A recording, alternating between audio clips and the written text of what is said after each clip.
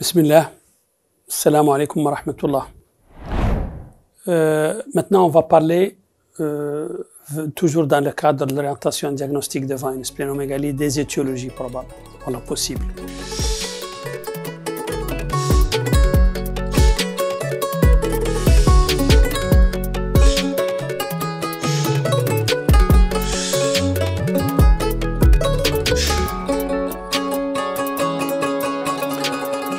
Les principales étiologies, fréquentes ou un peu plus rares.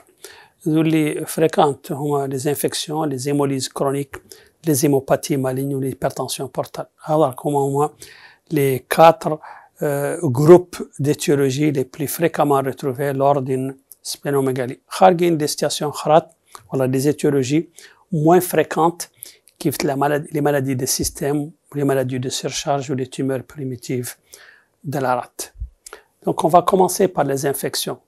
Comme vous le savez, les infections soit bactériennes ou dans les bactériennes, on considère la rate موجودة في les septicémies كاملات. Pourquoi? Parce qu'il y a une hyperactivation immunitaire ou une congestion splénique en réponse à l'infection qui passe dans le sang. Donc, la septicémie, c'est une réaction grave et يعدلها l'organisme face à des germes qui circulent dans le sang. وهذه la septicémie ولا la réaction تعود grave بحيث انها تعدل كما un choc septique وتعدل معه même une défaillance multi-organe. La septicémie, c'est une pathologie, c'est une condition à risque vital si elle n'est pas traitée rapidement ou correctement. Elle nécessite habituellement des hémocultures ou une antibiothérapie ou une hospitalisation en réanimation. Donc, première cause bactérienne, les septicémies. Deuxième cause bactérienne, les endocardites. Les endocardites, les septicémies, بيهم des germes circulants, محتاجين des conditions particulières كيف des valves. وهؤلاء les valves إما يعودوا malades ولا يعودوا des valves synthétiques, donc des prothèses valvulaires. Donc, l'endocardite est une infection de l'endocarde, qui ont particulièrement les valves. هذه l'infection تعود par des bactéries où les bactéries circulent dans le sang où ils se déposent au niveau de l'endocarde, donc des valves pathologiques.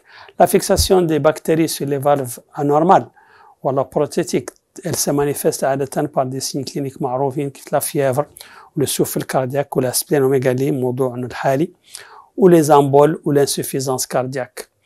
L'insuffisance cardiaque خاصة أن تعود من un abcès ou une rupture.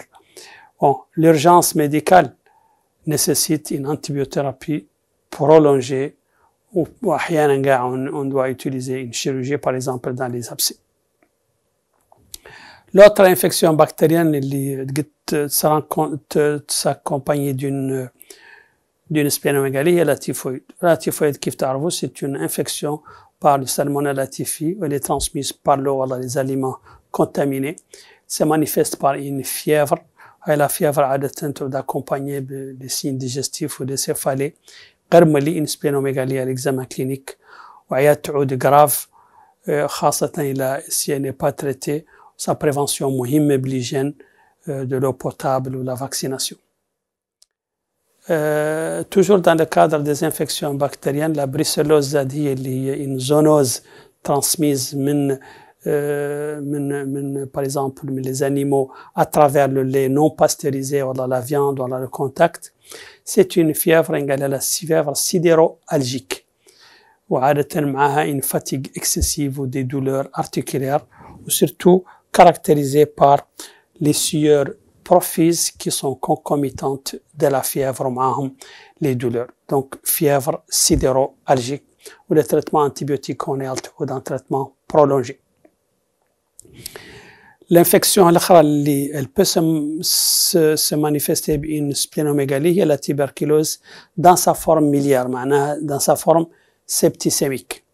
La forme miliaire, هذه اللي disséminée منها, اللي تقيس le foie ou les ganglions ou la moelle.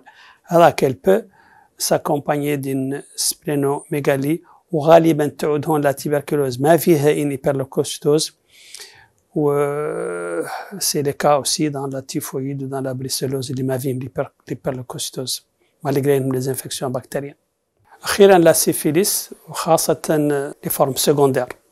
ولا syphilis عادة الاسبينوميغالي ما تعود ياسر فيها يكون في les formes congénitales.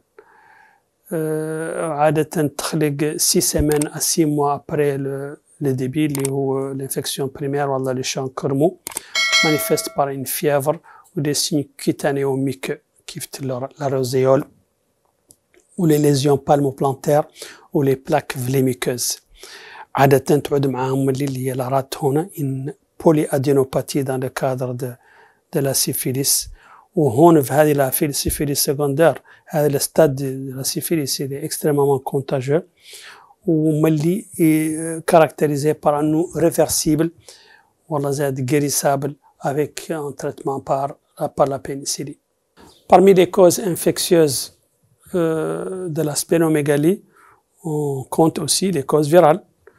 Particulièrement واحدة منهم اللي هي la mononucléose infectieuse. C'est une pathologie très fréquente où généralement la splénomégalie ما تعود كبيرة تعود modérée. L'agent causal de la mononucléose infectieuse هو le virus. Par exemple, la mononucléose infectieuse قد يعود سببها le virus d'Epstein-Barr هو le plus fréquent منها. فهم d'autres virus يقدروا يعدلوا mononucléose. عادة يعود transmis par la salive où il touche habituellement les adolescents ou les jeunes adultes. La clinique fait une fièvre, une fatigue ou une angine, ou des adénopathies ou une splénomégalie. Le diagnostic repose sur le frottis qui montre un syndrome mononucléosique ou une sérologie, خاصة une sérologie IgM à l'Epstein-Barr virus. Le traitement un traitement symptomatique via le repos où il ne faut surtout pas utiliser l'antibiotique ou particulièrement pas les ampicillines, où il ne faut pas faire de sport dans la phase aiguë, il y a un risque de rupture de la rate traumatique. Les autres causes possibles virales sont l'hépatite virale B ou C, ou l'hépatite virale une splénomégalie soit dans la forme aiguë lorsqu'il y a une hyperplasie lymphocytaire contre le virus, ou dans les formes chroniques évoluées, il y a une cirrhose ou un hypersplénisme dans le cadre d'une hypertension portable. Assalamu alaikum wa rahmatullah.